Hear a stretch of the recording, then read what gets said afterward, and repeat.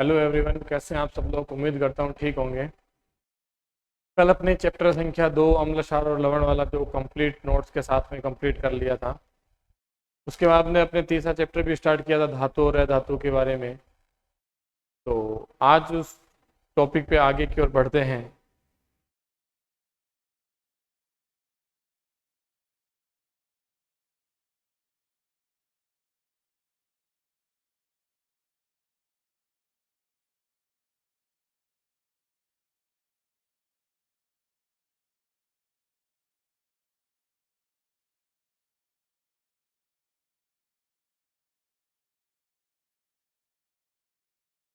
कल अपने भौतिक गुणधर्म कंप्लीट कर लिए थे धातु और अधातु के। आज अपने देखेंगे रासायनिक गुणधर्म धातु और अधातु के। धातु एवं अधातु के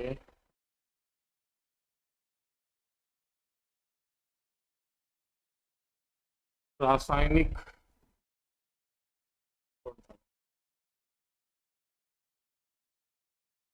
रासायनिक गुणधर्म के अंदर सबसे पहले अगर अपने हेडिंग देखते हैं तो वह है कि किसी भी धातु की अभिक्रिया, कोई भी धातु धातु की अभिक्रिया ऑक्सीजन से करवाई जाती है तो धातु ऑक्साइड का निर्माण होता है।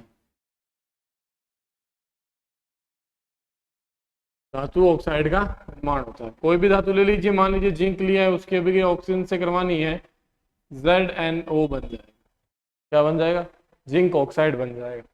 यानी कहने का मतलब है कि आप कोई भी धातु ले लीजिए जिसकी अभिक्रिया जब आप ऑक्सीजन से करवाओगे तो हमेशा धातु ऑक्साइड ही बनेगा। हमेशा क्या बनेगा? धातु ऑक्साइड। ये फिक्स है।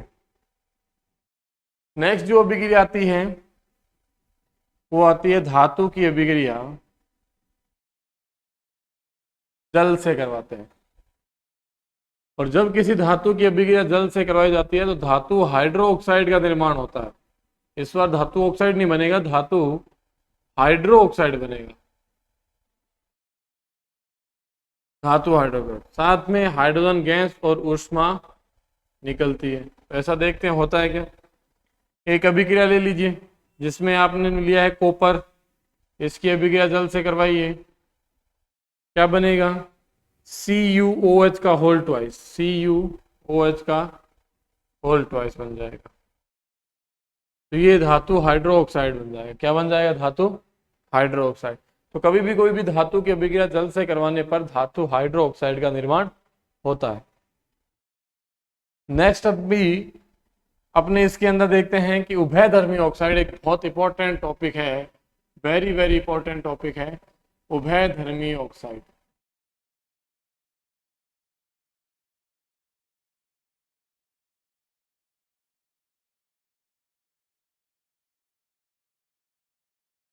उभयधर्मी ऑक्साइड क्या होता है? उभयधर्मी ऑक्साइड तो ऐसे धातु ऑक्साइड, ऐसे धातु ऑक्साइड जो अम्ल व क्षार दोनों से अभिक्रिया कर लेते हैं। सबसे अच्छी बात तो यह है कि ऐसे धातु ऑक्साइड होते हैं जो अम्ल और क्षार दोनों से अभिक्रिया कर लेते हैं, और दोनों से अभिक्रिया करने के बाद क्या बनाते हैं? दोनों से अभिक्रिया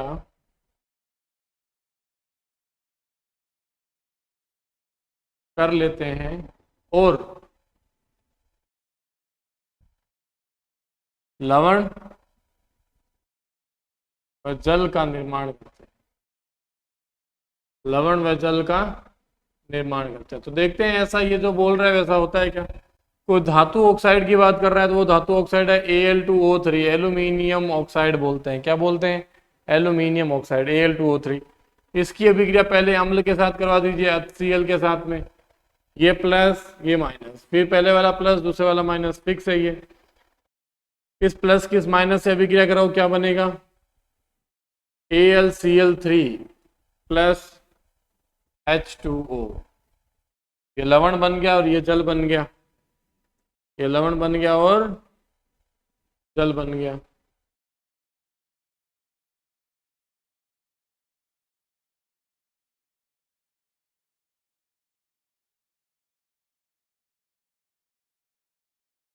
नेक्स्ट धातु ऑक्साइड देखते हैं, यही Al2O3 एल्यूमिनियम ऑक्साइड लेते हैं, इसकी अभिक्रिया इस बार क्षार से करवाते हैं NaOH से।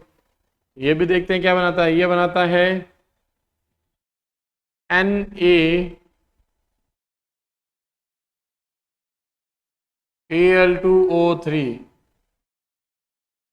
NaAl2O3 सोडियम एल्यूमिनेट बोलते हैं, ये भी एक लवण होता है और क्या बना लेगा, साथ में जल बना लेगा।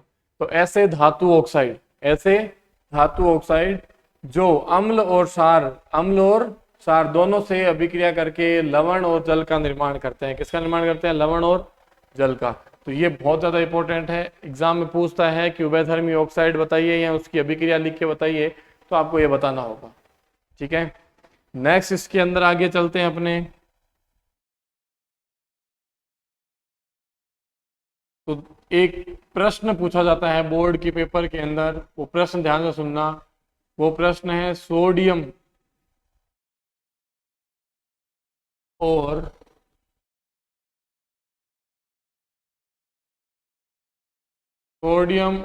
पोटेशियम धातु को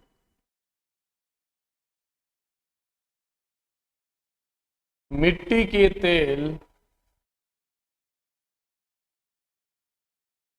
तेल या केरोसिन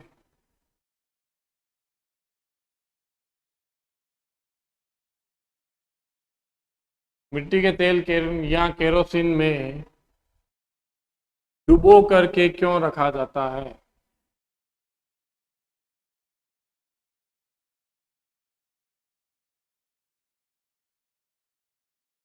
क्यों रखा जाता है, ये बोर्ड में एक प्रश्न आता है कि सोडियम और पोटेशियम जैसे धातुओं को मिट्टी के तेल यानी जो अपने केरोसिन बोलते हैं उसके अंदर डुबो करके क्यों रखा जाता है, क्या रीजन है। तो सोडियम और पोटेशियम दो क्या है, बहुत ही तीव्र गति से अभिक्रिया करने वाली धातु होती है। किसके साथ, वायु के साथ यानी ऑक्सीजन के साथ।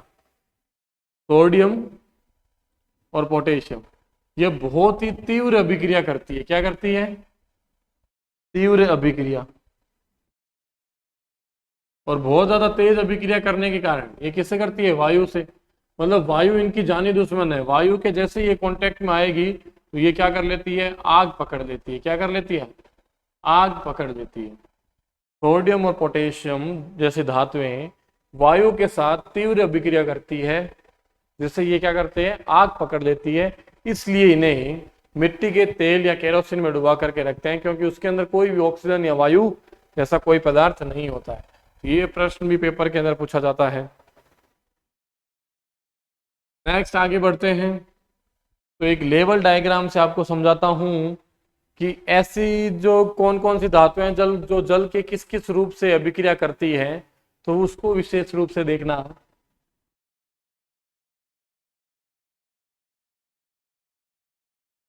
ये जल है,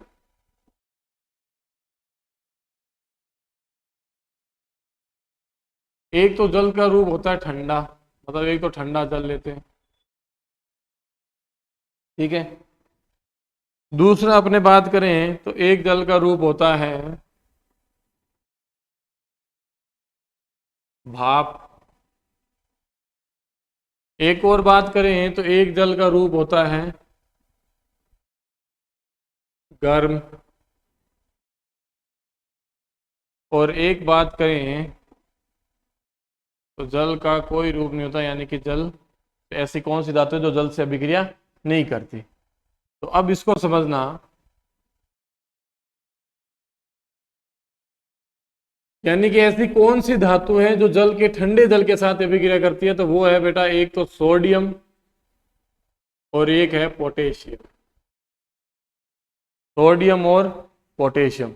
तो सोडियम और पोटेशियम दो ऐसी धातु है जो जल के ठंडे जल के साथ में, एकदम चिल्ड वाटर जो होता है ठंडे जल के साथ में अभिक्रिया कर लेती है, उसमें वो आग नहीं पकड़ती है। तो देखो कैसे, ये सोडियम है, इसकी अभिक्रिया आप क्या करवा रहे हैं, जल से। लेकिन यहाँ पे जो जल ले रहे हैं वो कैसा ले रहे हैं, ठंडा। यहाँ लिखना पड़ेगा बेटा, स्टील के ऊपर इसकी भौतिक अवस्था लिखनी होगी, ठंडा लिखना पड़ेगा, तभी ये अभिक्रिया सही मानी जाएगी। और ये क्या बना लेगा, ये बना लेगा Na2O धातु ऑक्साइड। क्या बना लेता है, धातु ऑक्साइड, साथ में हाइड्रोजन गैस। पोटेशियम भी ऐसे ही अभिक्रिया करेगा, पोटेशियम भी जल के साथ ऐसी अभिक्रिया करता है, ऊपर लिखना पड़ेगा आपको ठंडा, और क्या बना लेगा K2O प्लस H2 प्लस ऊष्मा, ये बना लेगा। तो ऐसी कौन सी धातुएं हैं जो जल के केवल और केवल ठंडे जल के साथ अभिक्रिया करती है, तो वो है सोडियम और पोटेशियम, सोडियम और पोटेशियम। अच्छा, इसके अंदर बात करते हैं जल के, ऐसी कौन सी धातु जो जल के गर्म करने पे ही अभिक्रिया करती है, तो वो है calcium and magnesium, calcium and magnesium, यानी कि कैल्शियम और मैग्नीशियम दो ऐसी धातुएं हैं जो जल के गर्म जल के साथ अभिक्रिया करती है। क्योंकि इनका रीजन है, इनको ठंडे पानी के साथ अभिक्रिया करवाएंगे तो क्या होगा कि ये बहुत ही धीमी अभिक्रिया करता है, इसलिए इनको गर्म पानी के साथ कर जाते हैं ताकि थोड़ी सी अभिक्रिया तेजी से हो जाए। तो कैल्शियम की अभिक्रिया जब भी आप करवाते हैं गर्म जल के साथ, तो आपको यहाँ पे लिखना होगा गर्म, और जैसे करवाएंगे तो क्या बनेगा CaO plus H2, CaO plus H2। Magnesium की बात करते हैं तो मैग्नीशियम के साथ में जब भी आप H2O की अभिक्रिया कराते हैं, इधर लिखना पड़ेगा गर्म, तो क्या बनेगा MgO प्लस H2। अब बात करते हैं ऐसी कौन सी धातु है जो जल के केवल और केवल भाप के साथ अभिक्रिया करती है। इसमें एक ध्यान देने वाली बात है कि इसके अंदर एक अपवाद है, वो आपको विशेष रूप से ध्यान रखना है। तो 3 धातु ऐसी है जो जल की भाप के साथ अभिक्रिया करती है। पहली है जिंक, फिर बात करते हैं एल्यूमिनियम, और फिर बात करते हैं आयरन। ये जो है वो अपवाद है बेटा, ये बनना तो कुछ और चाहिए था संयोजकता के अनुसार, लेकिन बन कुछ और जाता है। पहले इसमें देखिए जिंक की अभिक्रिया, जब जिंक की अभिक्रिया जल की भाप के साथ, तो इधर भौतिक अवस्था G लिखनी होगी, अगर G नहीं लिखेंगे तो गर्म हो जाएगा, गलत हो जाएगा। जिंक की अभिक्रिया जल के भाप के साथ करवाई जाती है तो बनता है ZnO प्लस H2 प्लस ऊष्मा। एल्यूमिनियम की बात करते हैं तो एल्यूमिनियम की अभिक्रिया जैसे ही जल के साथ करवाएंगे तो ब्रैकेट में लिखना पड़ेगा G, तो ये बन जाएगा Al2O3 प्लस H2 प्लस ऊष्मा। Al2O3 कैसे बना, ये -2 होता है वो इसके पैरों में आएगा, ये +3 होता है जो इसके पैरों में आ जाएगा, ये Al2O3 बन जाएगा। अब बात आती है इस अपवाद की, तो इसको ध्यान से देखना। जब आयरन की अभिक्रिया जल की भाप के साथ करवाया जाता है तो बनना तो क्या चाहिए था बेटा, बनना चाहिए था Fe2O3 बनना चाहिए था, लेकिन बनता क्या है Fe2O4 बनता है, Fe2O4। जब भी आयरन की अभिक्रिया जल के भाप के साथ करवाई जाएगी, जल के भाप के साथ करवाई जाएगी, स्ट्रीम के साथ करवाई जाएगी, तो ये तत्व बनेगा, ये ऑक्साइड बनेगा। तो आपको विशेषकर इसके ऊपर वेरी इंपॉर्टेंट का निशान लगाना है, और एग्जाम में यही आता है, क्योंकि गलती यही संयोजकता के अनुसार होशियारी कर बैठते हैं, लेकिन ऐसा गलत हो जाएगा, तो आपको विशेष रूप से ध्यान देना है इसके अंदर।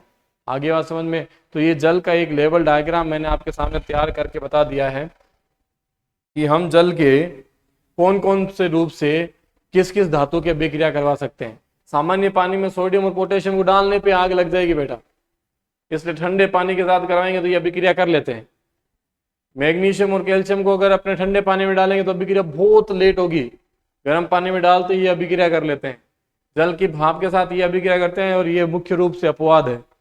अब बात आती है कि ऐसी कौन सी धातु होती है जो जल के साथ अभिक्रिया नहीं करती है, तो उसमें सबसे पहले आता है बेटा Au यानी सोना, Ag यानी चांदी, Hg यानी मरकरी, Pb मतलब लेड आदि, कॉपर हो गया, ये जल के साथ कभी भी अभिक्रिया नहीं करते हैं। आगे बात समझ में, तो ये था जल के कुछ धातु के कुछ रासायनिक गुणधर्म जो मैंने आपके सामने प्रस्तुत किए हैं।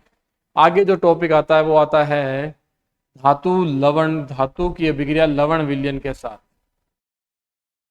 धातु की अभिक्रिया लवण विलयन के साथ।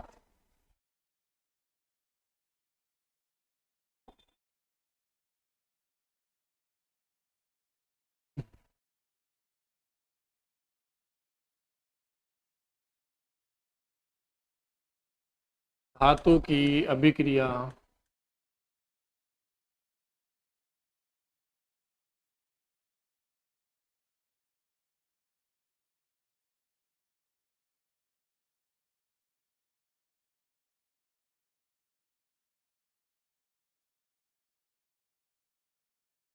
धातु की अभिक्रिया किससे से करवानी है? लवण विलयन के साथ करवानी है। किसके साथ करवानी है? लवण विलयन के साथ। तो मेरे पास में कोई भी एक धातु है, मान लीजिए जिंक धातु है, उसकी अभिक्रिया मेरे को लवण विलयन के साथ करानी है, तो मैंने लवण यहाँ लिया है कॉपर सल्फेट। क्या लिया?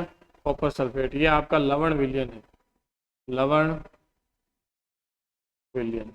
तो इस लवण विलयन के साथ कराएंगे तो ये अधिक अभिक्रियाशील होने के कारण इसको क्या कर देगा? विस्थापित, और कॉपर आके गिरेगा यहाँ पे, बन जाएगा ZnSO4। एक प्रकार की विस्थापन अभिक्रिया ही होती है। एक प्रकार की क्या होती है? विस्थापन अभिक्रिया। तो किसी भी धातु की अभिक्रिया लवण विलयन के साथ करवाएंगे तो वापस लवण विलयन और धातु प्राप्त होती है। ये धातु की लवण विलयन के साथ अभिक्रिया थी। नेक्स्ट जो टॉपिक है वो है धातु की अभिक्रिया अधातु से। धातु की जो अभिक्रिया करवानी है वो अधातु के साथ करनी है। मेरे पास में मान लीजिए सोडियम धातु है, मेरे पास में सोडियम धातु है, और सोडियम के अंदर भरने का क्रम मैंने कल आपको बताया था 2, 8 और 1। ये क्या कर देगा? एक इलेक्ट्रॉन त्याग देगा और ये बना लेगा Na+। धातु के द्वारा त्यागे हुए इलेक्ट्रॉन को अधातु ग्रहण करता है, और इस त्यागे हुए इलेक्ट्रॉन को अधातु ग्रहण करके Cl- बना लेगा। इसका भरने क्रम होता है 2, 8 और 7। बाह्यतम कोश में कितने परमाणु? 7। इसका मतलब अधातु है। बाह्यतम कोश में 1, यानी कि ये क्या है? धातु है। तो ये धातु की अभिक्रिया धातु से करवाते हैं। तो इसके इलेक्ट्रॉन बिंदु संरचना कल बनानी सिखाई थी, Na, और ये क्या है? Cl। सोडियम के बाह्यतम कोश में 1 इलेक्ट्रॉन, क्लोरीन के बाह्यतम कोश में 7 इलेक्ट्रॉन। तो ये किसको बोलेगा? तो मुझे दे दे भाई, तेरे कोई काम का नहीं है। तो इसका अष्टक क्या हो जाएगा? पूरा हो जाएगा, और उस वजह से एक यौगिक का निर्माण हो जाता है जिसको आयनिक यौगिक कहते हैं। कल अपने बहुत अच्छे से ये देखा था एकदम, ठीक है। अब जो अपने आगे बढ़ते हैं तो आयनिक यौगिक का निर्माण है। जो आयनिक यौगिक पढ़ लेते हैं, आयनिक यौगिक किसे कहते हैं?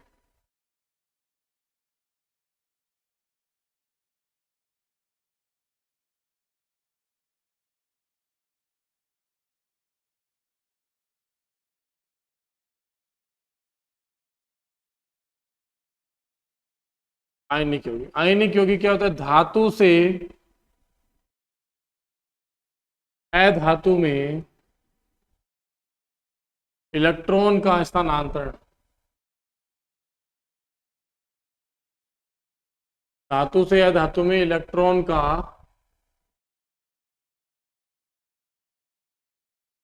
स्थानांतरण क्या कहलाता है?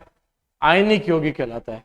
जब धातु होती है, वो धातु से, जब धातु का काम होता है इलेक्ट्रॉन को त्यागना, तो धातु के द्वारा त्यागे हुए इलेक्ट्रॉन को अधातु ग्रहण कर लेती है। मतलब धातु से अधातु में इलेक्ट्रॉन क्या हो रहे हैं? स्थानांतरित हो रहे हैं, ट्रांसफर हो रहे हैं। इस पूरी प्रोसेस को हम क्या बोलते हैं? जो बनने वाले यौगिक को बोलेंगे आयनिक यौगिक। क्या बोलेंगे? आयनिक यौगिक। आगे आयनिक यौगिक के गुणधर्म है, उसमें गुणधर्म में पहला गुणधर्म होता है कि जो ये आयोनिक यौगिक होते हैं, आयोनिक यौगिक भ्रंगुर प्रकृति के होते हैं। इस वर्ड का मतलब ध्यान से समझना, भ्रंगुर प्रकृति। भ्रंगुर प्रकृति का मतलब ये होता है कि थोड़ा सा दाब देने पर वो क्या हो जाते हैं? छोटे छोटे टुकड़ों में टूट जाता है। अपने पास में क्या होता है? आपने किसी पुराने भवन की सतह को देखा होगा जिसपे पीओपी या कलर कुछ किया हुआ है, और उसकी जो पपड़ी होती है वो उतरी हुई होती है, बस अपने हाथ की अंगुली लगाते हैं, थोड़ा सा दबाव देते हैं, इतने वो नीचे आकर के गिर जाती है, तो वो भ्रंगुरपन कहलाता है। तो आयनिक यौगिक वही होता है। नमक के बड़े बड़े गोल गोल ऐसे गेंद टाइप बने हुए हैं, पत्थर से बने हुए हैं, उनको थोड़ा सा अंगुली और आपके जो अंगूठा उसे थोड़ा सा प्रेस कीजिए, थोड़ा सा दबाव दीजिए, और क्षण भंग में टूट जाएगा। तो भ्रंगुर प्रकृति के होते हैं आयनिक यौगिक। क्या होते हैं? भ्रंगुर प्रकृति के होते हैं।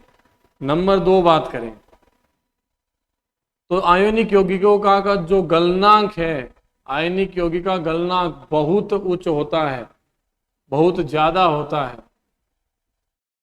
आयनिक यौगिकों का जो गलनांक है वो क्या होता है? बहुत ज्यादा होता है। तीसरे बात करें तो आयनिक यौगिक जल में तो क्या होते हैं? घुलनशील होते हैं, जल में घुलनशील। लेकिन 2 पदार्थ ऐसे हैं जिनके अंदर वो घुलनशील बिल्कुल भी नहीं होता है। नंबर 1 पदार्थ क्या है? वो है पेट्रोल, दूसरा केरोसिन। पेपर में प्रश्न आता है आयनिक यौगिक जल में तो घुलनशील है, लेकिन किन दो पदार्थों में घुलनशील नहीं है? तो किसमें? पेट्रोल और केरोसिन में घुलनशील नहीं है। आगे बात समझ में। नंबर 4, आयनिक यौगिक के ठोस अवस्था में विद्युत धारा नहीं बहती, विद्युत धारा नहीं बहती, जबकि किसमें बहती है? जलीय अवस्था में। अगर आयनिक यौगिक जलीय विलयन में है या जलीय अवस्था में है तो उसमें विद्युत धारा क्या हो जाएगी? बह जाएगी, वरना विद्युत धारा नहीं बहेगी। ये आयनिक यौगिक के क्या थे? गुण धर्म थे। नेक्स्ट जो आगे अपने टॉपिक पढ़ेंगे, धातु के साथ सारी अभिक्रियाएं पूरी हो गई है। अब अधातु के अंदर अपने रासायनिक गुणधर्म पढ़ते हैं। तो अधातु के अंदर रासायनिक गुणधर्म देखना भाई।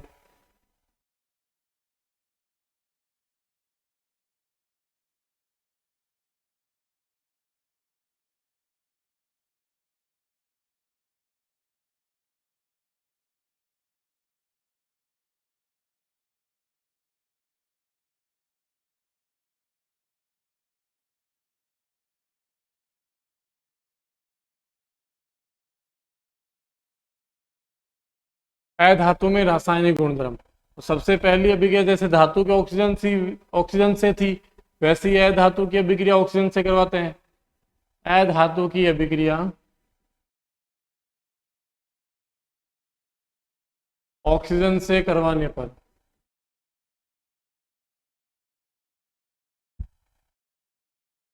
कार्बन मेरे पास में अधातु है, उसकी अभिक्रिया मैं ऑक्सीजन से करवा रहा हूं। और जब किसी अधातु की अभिक्रिया ऑक्सीजन से करवाई जाती है तो अम्लीय उदासीन लवण का निर्माण होता है, अम्लीय उदासीन ऑक्साइड का।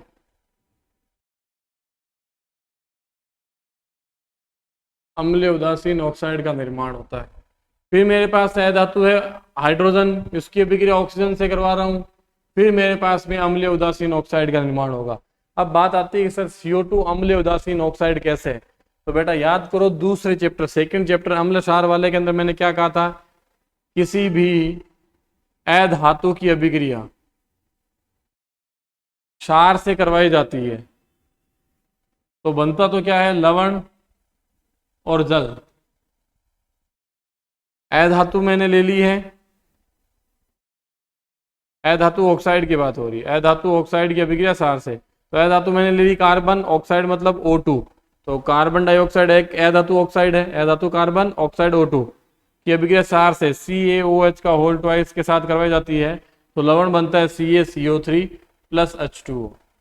अब ध्यान से देखना, यहाँ पे एक प्रश्न पूछा था मैंने कि इस अधातु ऑक्साइड की प्रकृति क्या है? इस अधातु ऑक्साइड की प्रकृति क्या है? अम्लीय प्रकृति है या क्षारीय प्रकृति है? ये मैंने एक प्रश्न पूछा था, तो आपने जवाब दिया था कि सर क्षार आपके पास में पड़ा है, लवण और जल बन रहा है, इसका मतलब ये क्या था? अम्ल था, तभी लवण और जल बन रहा है। इसका मतलब अधातु ऑक्साइड की प्रकृति कैसी थी? अम्लीय। तो यहाँ पे भी देख लीजिए, अधातु की अभिक्रिया जब ऑक्सीजन से होती है तो अम्लीय उदासीन ऑक्साइड का निर्माण होता है, इसलिए ये अम्लीय उदासीन ऑक्साइड है। H2O ये उदासीन कैसे है?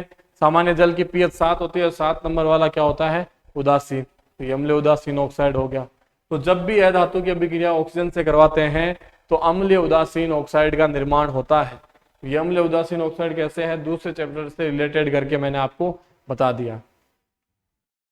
इसके बाद आगे बढ़ते हैं। अधातु की अभिक्रिया जल से, जैसे धातु की अभिक्रिया जल से थी, धातु ऑक्साइड बना रहा था, धातु हाइड्रोक्साइड, वैसे ही अधातु की अभिक्रिया जल से करवानी है। अधातु की अभिक्रिया जल से करवाते हैं तो कभी भी अभिक्रिया संभव नहीं है। क्या लकड़ी की अभिक्रिया जल से करवाएंगे तो कुछ बनेगा क्या? नहीं। उसी हिसाब से अधातु की अभिक्रिया जल से करवाते हैं तो कोई भी अभिक्रिया नहीं होती। अब मान लो बाय द वे अभिक्रिया हो भी जाए तो हाइड्रोजन गैस का निर्माण नहीं होगा, हाइड्रोजन गैस का निर्माण नहीं होगा।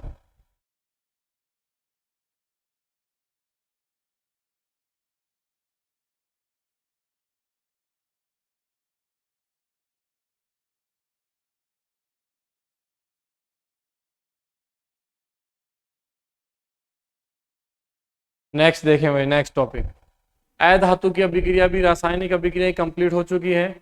आगे जो अपने टॉपिक आता है वो आता है खनिज, खनिज के ऊपर।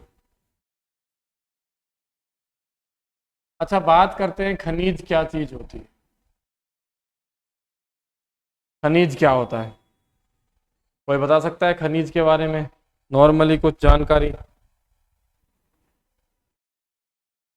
खनिज क्या होते हैं? किसी भी भू प्रॉपर्टी, मतलब भूमि की जो परत है उसमें खनन करके या खोद करके जब किसी विशेष प्रकार की धातुओं को निकाला जाता है तो वो आपके खनिज कहलाते हैं। वो आपके क्या कहलाते हैं? खनिज कहलाते हैं, न्यूट्रिएंट्स कहलाते हैं। अच्छा, तो खनिज समझ में आ गया। तो अयस्क क्या होता है? खनिज को क्या बोला? पृथ्वी की जो भू प्रॉपर्टी होती है,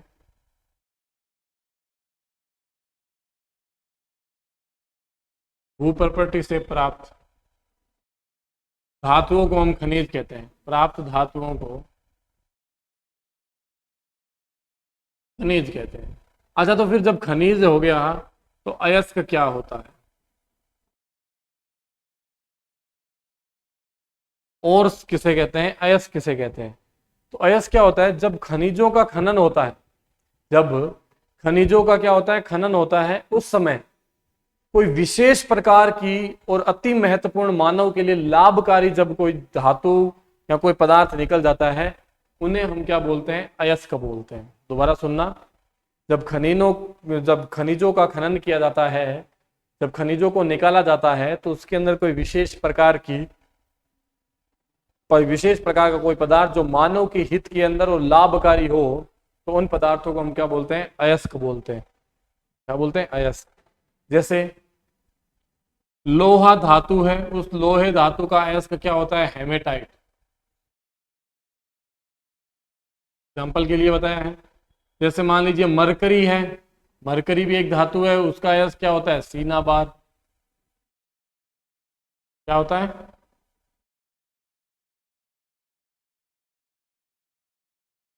सीना बार। तो मतलब ये अयस्क हैं। ऐसे ही आपको अयस्क कुछ याद रखने हैं। तो खनिज और अयस्क हो गया है। आगे बात आती है कि इन खनिजों को धातुओं के परिष्करण करने के लिए तीन प्रकार की विधियों के अंदर या तीन प्रकार में बांटा गया है कि किस प्रकार से हम धातु का परिष्करण कर सकते हैं। मतलब खान से खोदने के बाद में उनको लेबोरेटरी में ले जा करके किस प्रकार से हम शुद्ध धातु प्राप्त कर सकते हैं, वो धातुओं का परिष्करण कहलाता है, धातुओं का निष्कर्षण कहलाता है, धातुओं का सांद्रण कहलाता है। तो वो हम धातुओं का परिष्करण या धातुओं का निष्कर्षण किस प्रकार से करते हैं, तो आइए वो एक एक करके विधि से अपने समझते हैं। धातुओं का परिष्करण,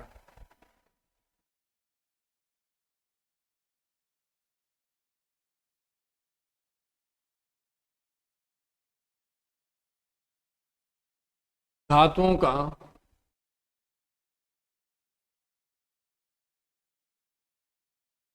परिष्करण। तो हम धातुओं का परिष्करण किस हिसाब से कर सकते हैं वो देखते हैं इसके अंदर।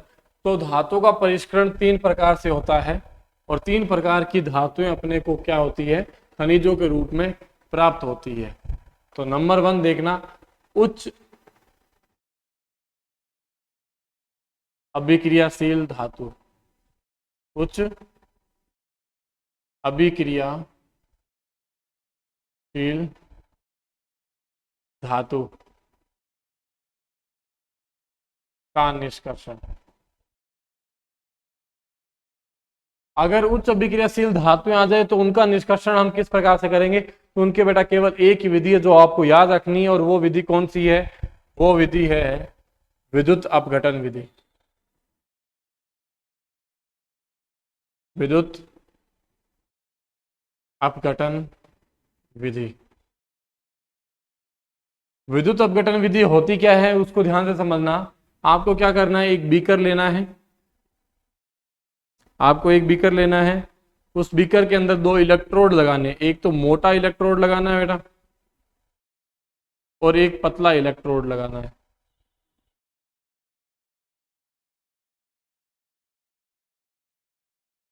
मोटा इलेक्ट्रोड प्लस वाला होता है, पतला वाला क्या होता है? माइनस का होता है। प्लस वाले एनोड का नाम होता है एनोड, प्लस वाले इलेक्ट्रोड का नाम होता है एनोड और माइनस वाले इलेक्ट्रोड का नाम होता है कैथोड। कैथोड। अब अपने इसके अंदर देखते हैं कि इसके अंदर मान लीजिए कोई भी अपने धातु को डाल दिया है और उसके साथ में पानी भर दिया है। शर्त ये रखनी है कि पानी इन इलेक्ट्रोड से ऊपर नहीं आए, वरना बेटा फटाका बोल जाएगा आपका। इसलिए पानी इससे ऊपर नहीं रखना है, क्योंकि ये बैटरी से जुड़ा रहता है इधर।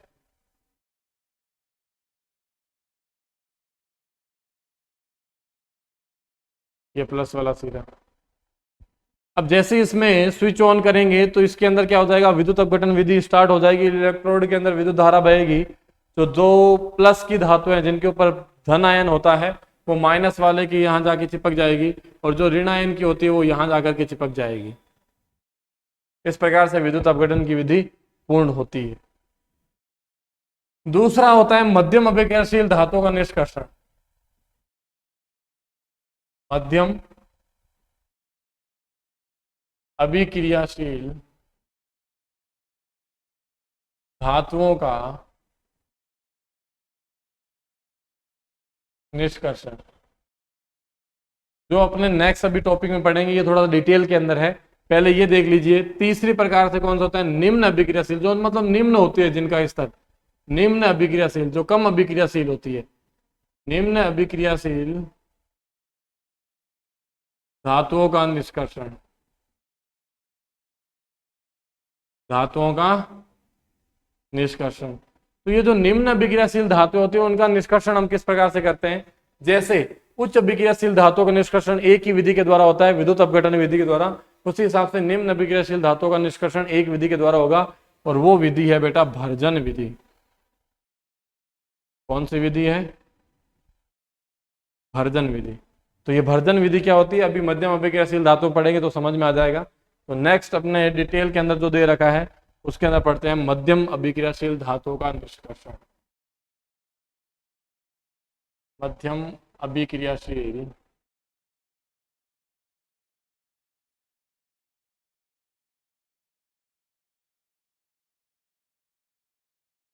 धातुओं का निष्कर्षण। तो मध्यम अभिक्रियाशील धातुओं का निष्कर्षण दो विधियों से होता है। पहली है बेटा भर्जन विधि, दूसरी विधि है बेटा निस्तापन विधि। निस्तापन विधि। भर्जन विधि क्या होती है, ये विधि तभी लगती है जब मध्यम अभिक्रियाशील धातु कौन से अयस्क में आए, सल्फाइड अयस्क में आए।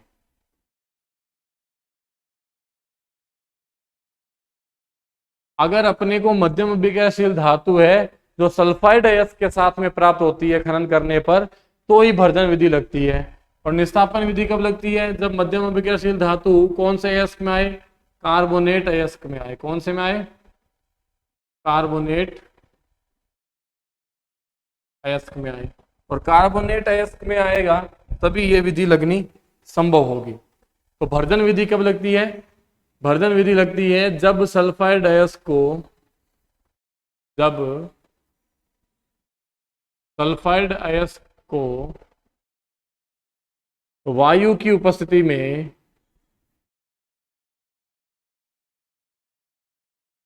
वायु की उपस्थिति में गर्म किया जाता है, तो धातु ऑक्साइड का निर्माण होता है। धातु ऑक्साइड का निर्माण होता है।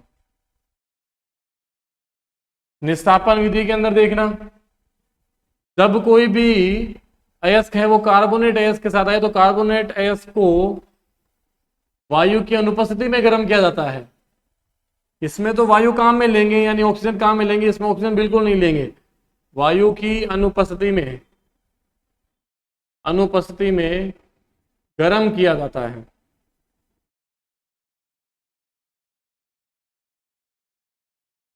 तो यही धातु ऑक्साइड का निर्माण होता है। मतलब भर्जन विधि के अंदर जब सल्फाइड अयस्क को वायु की उपस्थिति में गर्म करेंगे तो भी धातु ऑक्साइड बनता है, और निस्तापन विधि में जब कार्बोनेट अयस्क को वायु की अनुपस्थिति में गर्म करेंगे तो भी धातु ऑक्साइड का निर्माण होगा। उसके पश्चात नेक्स्ट जो स्टेप रहता है, स्टेप द्वितीय, वो क्या रहता है, इन धातु ऑक्साइड को ये जो धातु ऑक्साइड हैं, इन धातु ऑक्साइड का क्या करना है, इन धातु ऑक्साइड का कार्बन के साथ अपचयन करवाना है। और जैसे ही कार्बन के साथ अपचयन करवाएंगे तो शुद्ध धातु अपने को आपको मिल जाएगी। शुद्ध धातु क्या हो जाएगी, मिल जाएगी। एक रिएक्शन करके बताता हूं, उसको समझना। मेरे पास में खनन करने पे मरकरी धातु मिली है, लेकिन वो मिली किसमें है, सल्फाइड अयस्क में मिली है। किसमें मिली है, सल्फाइड अयस्क में। और आप जानते हैं जब सल्फाइड अयस्क में मिलती है तो भर्जन विधि लगती है सल्फाइड अयस्क में। और भर्जन विधि कहते हैं जब सल्फाइड अयस्क को वायु की उपस्थिति में गर्म करना है। वायु की उपस्थिति मतलब ऑक्सीजन के साथ अभिक्रिया करवानी है। तो जैसे ही देखो ऑक्सीजन के साथ अभिक्रिया करवाएंगे, इसकी वायु की उपस्थिति में गर्म हो रहा है, तो ये क्या बन जाएगा, HgO बन जाएगा, यानी कि धातु ऑक्साइड बन जाएगा और साथ में सल्फर डाइऑक्साइड गैस। तो ये अपना धातु ऑक्साइड बन गया है, धातु ऑक्साइड। अब इस धातु ऑक्साइड की अभिक्रिया कार्बन के साथ में अपचयन करवाते हैं। देखो मैंने बाद में बताया था, ये जो धातु ऑक्साइड बनते हैं दोनों के अंदर, तो इन धातु ऑक्साइड का लास्ट में क्या करना है, कार्बन के साथ अपचयन करवाना और शुद्ध धातु मिल जाती है। तो देखो धातु ऑक्साइड के अभिक्रिया कार्बन के साथ कराएंगे तो देखो पहला प्लस दूसरा माइनस फिर पहला प्लस, तो ये इसको लेके भाग जाएगा, क्या बन जाएगा, CO। पीछे क्या बच गया, मरकरी। तो शुद्ध धातु प्राप्त हुई या नहीं हुई, तो ये शुद्ध धातु आपको मिल चुकी है, शुद्ध धातु ये आपको प्राप्त होगी, शुद्ध धातु। उसी हिसाब से कार्बोनेट अयस्क की बात करें तो कोई भी धातु, मान लीजिए जिंक धातु है, वो आपको कार्बोनेट अयस्क के साथ मिली है। वायु की अनुपस्थिति में गर्म करना है, मतलब ऑक्सीजन लेनी ही नहीं है। इसको तोड़ेंगे तो किस में टूटेगा, धातु ऑक्साइड प्लस CO2 गैस में टूट जाएगा। धातु ऑक्साइड प्लस CO2, देखो कैसे तोड़ना सिखाता हूँ। ये 3 लिखा हुआ है, इस 3 का मतलब क्या है, 3 ऑक्सीजन, 3 को हटा के 3 ऑक्सीजन चिपका दो। पहला प्लस, ये माइनस, ये माइनस, ये माइनस। तो ये प्लस वाला माइनस को लेके भागेगा तो क्या बनाने लगेगा, ZNO। पीछे C और 2 ऑक्सीजन मतलब कार्बन डाइऑक्साइड। इस प्रकार से तोड़ा है। अब ये जो धातु ऑक्साइड मिला है ZNO, इसकी अभिक्रिया कार्बन से करवा दीजिए, पहला प्लस दूसरा माइनस फिर पहला प्लस, दोनों अभिक्रिया करके भागेंगे CO, लेकिन अभिक्रिया में आपके पास बच जाएगा जिंक। तो ये जो जिंक है वो आपको शुद्ध रूप से धातु के रूप में प्राप्त हो गया। तो हम इस प्रकार से खनिजों को, धातुओं को क्या कर सकते हैं, परिष्करण कर सकते हैं, उनको शुद्ध रूप में प्राप्त कर सकते हैं। तो 3 प्रकार की धातुओं का परिष्करण किया है। एक तो उच्च अभिक्रियाशील धातुओं का, जिसमें सिर्फ और सिर्फ विद्युत अपघटन विधि के द्वारा ही संभव होता है। दूसरा आपने देखा मध्यम अभिक्रियाशील धातुओं का निष्कर्षण, जिसमें केवल और केवल भर्जन और निस्तापन 2 विधियां लगती है। भर्जन विधि तभी लगेगी जब मध्यम अभिक्रियाशील धातु सल्फाइड अयस्क के साथ में प्राप्त होता है। लेकिन निस्तापन विधि कब लगती है, जब कोई भी धातु या खनिज कौन से अयस्क के साथ में है, कार्बोनेट अयस्क के साथ में आती है। तो कौन सी लगती है, निस्तापन विधि लगती है। फिर बात करते हैं आगे निम्न अभिक्रियाशील धातुओं का निष्कर्षण, तो उसमें केवल और केवल एक विधि लगती है, वो भी भर्जन विधि लगती है। कौन सी, भर्जन, क्योंकि निम्न अभिक्रियाशील धातुएं जितनी भी मिलती है वो सारी सल्फाइड अवस्था में मिलती है, और सल्फाइड अवस्था में मिलती है तो भर्जन विधि ही लगती है। नेक्स्ट आगे जो अपने इसके अंदर 1-2 टॉपिक बच गए हैं वो भी समझ लीजिए। वो टॉपिक क्या है, एक तो है एक्वारेजिया,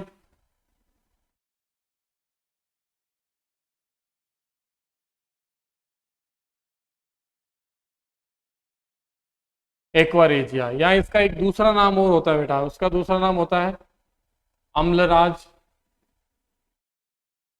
या तो इसको एक्वारेजिया बोलते हैं या इसको क्या बोलते हैं, अम्लराज बोलते हैं। अच्छा होता क्या है, ये एक प्रकार का मिश्रण होता है। ये एक प्रकार का क्या होता है, मिश्रण। किस चीज का मिश्रण होता है, ये होता है हाइड्रोक्लोरिक अम्ल, हाइड्रोक्लोरिक अम्ल और नाइट्रिक अम्ल का। और किसका होता है, नाइट्रिक अम्ल का। हाइड्रोक्लोरिक अम्ल और नाइट्रिक अम्ल का क्या होता है, एक प्रकार का मिश्रण होता है। हाइड्रोक्लोरिक मतलब HCl, नाइट्रिक अम्ल मतलब HNO3। अब ये किस रूप में बंटा होता है, तो हाइड्रोक्लोरिक अम्ल का 3 अनुपात और नाइट्रिक अम्ल का 1 अनुपात, 3:1 के अंदर ये क्या रहते हैं, बटे हुए रहते हैं।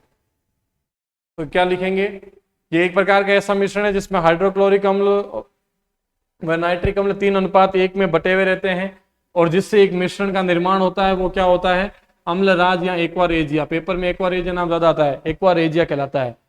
यानी कि हाइड्रोक्लोरिक अम्ल व नाइट्रिक अम्ल को 3:1 में मिलाया जाता है तो जो मिश्रण बन करके तैयार होता है उसको हम क्या बोलते हैं, एक्वारेजिया। पेपर में प्रश्न आता है कि इसका उपयोग कहाँ होता है, तो एक्वारेजिया का उपयोग जो सुनार होते हैं वो सुनार क्या करते हैं, वो सुनार इसका उपयोग करते हैं महंगी धातुओं को गलाने में। महंगी धातु बोले तो सोना चांदी, इनको गलाने में काम में लेता है। इनको गलाने में यानी मेल्ट करने में, पिघलाने में इनको क्या करता है, काम में लेता है। तो ये कहलाता है आपका एक्वारेजिया। एक्वारेजिया क्या होता है, जब हाइड्रोक्लोरिक अम्ल को और नाइट्रिक अम्ल को 3:1 में मिलाया जाता है तो एक मिश्रण का निर्माण होता है। इस मिश्रण को ही हम क्या बोलते हैं, एक्वारेजिया बोलते हैं। क्या बोलते हैं, एक्वारेजिया बोलते हैं। इसका उपयोग किसमें होता है, इसका उपयोग सुनार महंगी धातुओं जैसे सोना चांदी को गलाने में करता है। आगे बात समझ में। एक टॉपिक और है इसका, वो एक टॉपिक और देख लीजिए। लास्ट और अंतिम टॉपिक है गेंग। गेंग क्या चीज होती है, तो गेंग से अपने अगर समझें तो गेंग क्या चीज होती है। गेंग का अर्थ होता है कि जब हम खनिज तत्वों को, कोई भी खनिज तत्व होता है उनको खनन करके जब निकालते हैं तो जब उन धातुओं के साथ में, ऐसा थोड़ा ना खनन किया और शुद्ध धातुएं प्राप्त हो जाएगी, ऐसा नहीं होता है। खनन करते हैं तो उसके साथ में धूल, मिट्टी, कंकर, पत्थर सब कुछ उसके साथ में आता है और शुद्ध धातु भी साथ में होती है, अशुद्ध धातु भी साथ में होता है, अयस्क भी साथ में होते हैं। तो उन सबको शुद्ध धातु से अलग करना, या जो पदार्थ मैंने बताए धूल, मिट्टी, कंकर, पत्थर, वो सारे क्या कहलाते हैं, गेंग। यानी कि धातुओं के साथ